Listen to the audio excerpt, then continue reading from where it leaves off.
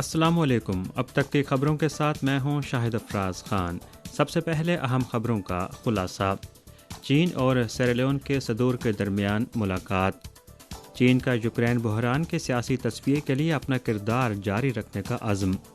Japan کی Tokyo electric power company نے جوہری آلودہ پانی کے اخراج کا چوتھا دور شروع کر دیا، چین کی شدید مخالفت۔ اور اب خبریں تفصیل کے ساتھ۔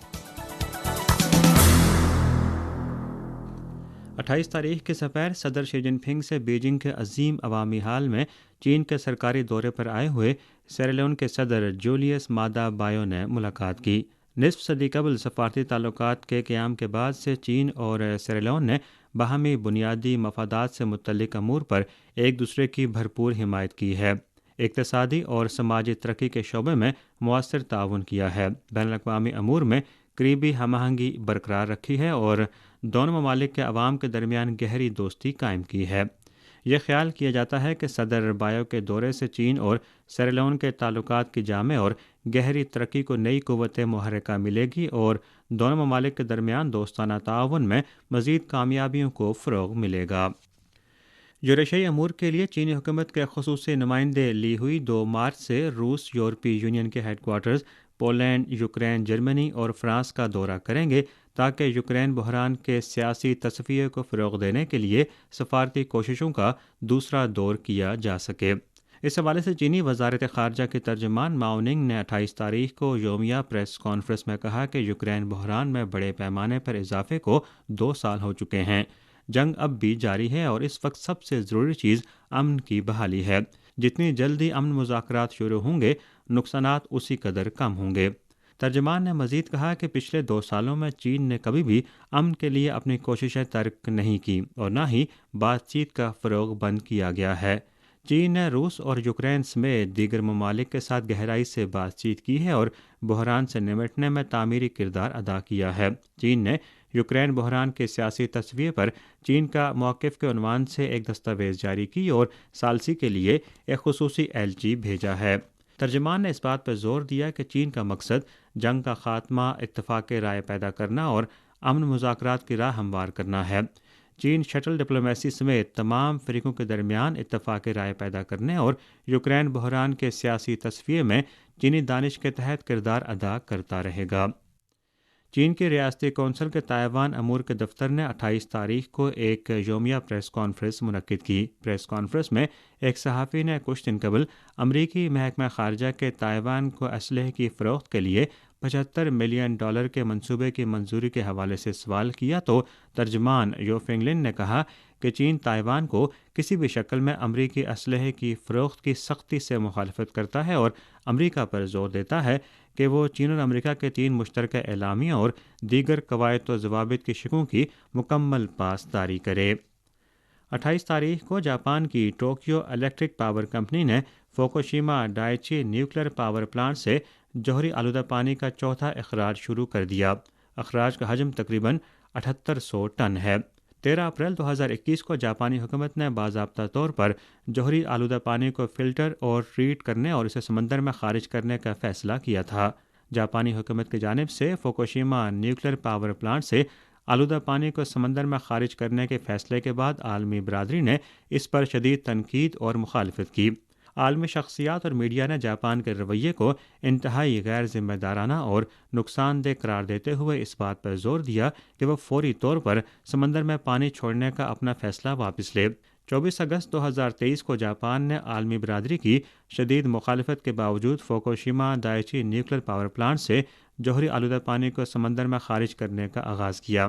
چینی وزارت خارجہ کے ترجمان ماؤ ننگ نے 28 تاریخ کو یومیہ پریس کانفرنس میں اس حوالے سے ایک سوال کا جواب دیتے ہوئے کہا کہ عالمی برادری کے خدشات اور مخالفت کو نظر انداز کرتے ہوئے جاپان نے 23,000 ٹن سے زائد فوکوشیما جوہری آلودہ پانی بنا اجازت سمندر میں چھوڑ دیا ہے، جس سے آلودگی کا خطرہ پوری دنیا میں منتقل ہو گیا ہے، جو عالمی قانون کے مطابق نہیں اور انتہائی غیر ذمہ دارانہ ہے۔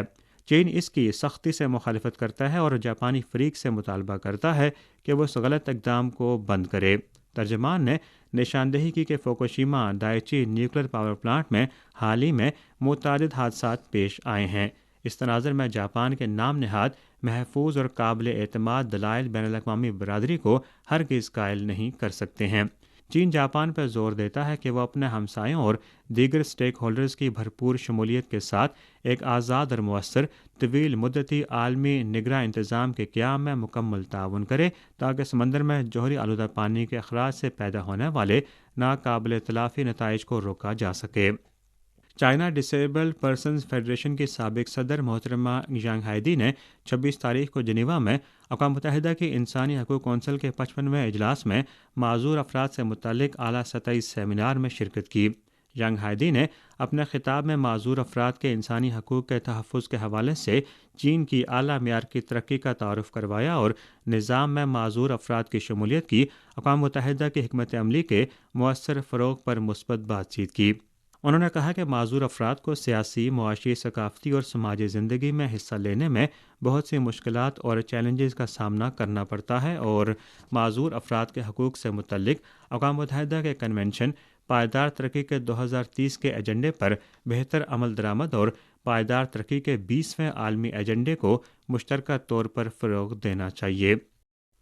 اقوام متحدہ کی سلامتی کونسل نے 27 تاریخ کو شام میں انسانی صورتحال پر ایک عوامی اجلاس منعقد کیا، جس میں چینی نمائندے نے فلسطین اسرائیل تنازع کے اثرات پر قابو پانے، شام کے مسئلے کے سیاسی تصفیے کو فروغ دینے اور انسانی بحران کے حل کے لیے مل کر کام کرنے پر زور دیا۔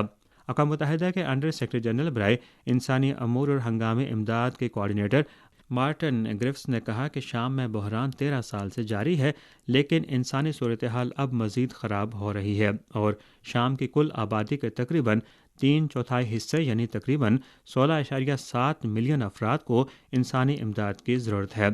اقوام متحدہ میں چین کے مستقل مشن کے ناظم الامور دائبنگ نے شام کے بحران کے تصفیے کے حوالے سے 3 نکات پیش کیے۔ انہوں نے کہا کہ سب سے پہلے یہ ضروری ہے کہ شام کی صورتحال بہتر کرنے کے لیے فلسطین اسرائیل تنازع میں اضافے اور اس کے اثرات پر قابو پایا جائے۔ دوسرا یہ کہ شام کے مسئلے کے سیاسی حل کو فروغ دینے کی ضرورت ہے اور تیسرا یہ کہ شام میں انسانی بحران کو کم کرنے کے لیے مل کر کام کرنے کی ضرورت ہے۔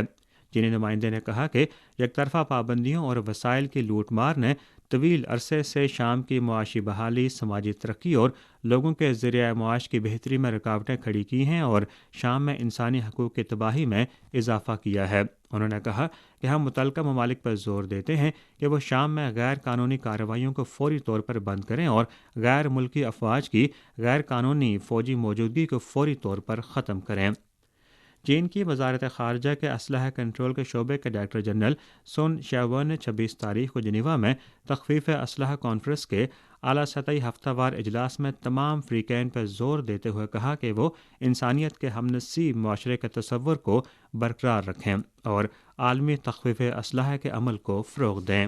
سین شیوون نے کہا کہ اس وقت عالمی اسٹریٹجک سیکیورٹی کی صورتحال کو نئے چیلنجوں کا سامنا ہے اور مضبوط ترین فوجی طاقت والے ممالک نے اپنی متعلق برتری حاصل کرنے کے لیے بار بار متعلقہ عالمی معاہدوں سے دستبردار ہو کر گروہ بندی کا رخ کیا، جس سے اسٹریٹجک توازن اور استحکام کو شدید نقصان پہنچا ہے۔ انہوں نے کہا کہ صرف انسانیت کے ہم نسلی معاشرے کے تصور کو برقرار رکھنے، مساوی اور منظم کثیر قطبی دنیا اور جامع معاشی عالمگیریت کی وکالت کر کے ہی ہم سلامتی کے مخمصے کو حل کر سکتے ہیں اور بالآخر ایک جیت جیت کی صورتحال حاصل کر سکتے ہیں۔ انہوں نے مزید کہا کہ سنگین عالمی سلامتی کی صورتحال کے پیش نظر تخفیف اسلحہ کانفرنس کے پلیٹ فارم کو پہل کر کے مثبت اقدامات کرنے چاہیے۔ انہوں نے کہا کہ سب سے پہلے ہمیں کثیر الجہتی کو برقرار رکھنے اور مشترکہ سلامتی کے حصول کی ضرورت ہے۔ دوسرا یہ کہ جوہری تخفیف اسلحہ پر اتفاق رائے کو برقرار رکھنا اور جوہری تخفیف اسلحہ کے عمل کو آگے بڑھانا چاہیے۔ تیسرا یہ کہ ترقی اور سلامتی کو مربوط کیا جائے اور ڈی کپلنگ کی مخالفت کی جائے۔ چوتھا یہ کہ ہمیں عالمی قوانین کی تشکیل کو بہت اہمیت دینی چاہیے اور مصنوعی ذہانت، بیرونی خلا اور سائبر اسپیس جیسے ابھرتے ہوئے تکنیکی چیلنجوں کا جواب دینا چاہیے۔ پانچواں یہ کہ ہمیں بائیو کیمسٹری کے شعبے میں معاہدے کے نفاذ کو فروغ دینے اور اسلحے کے کئی کنٹرول کے معاہدے کے نظام میں اختیارات کی حفاظت کی ضرورت ہے۔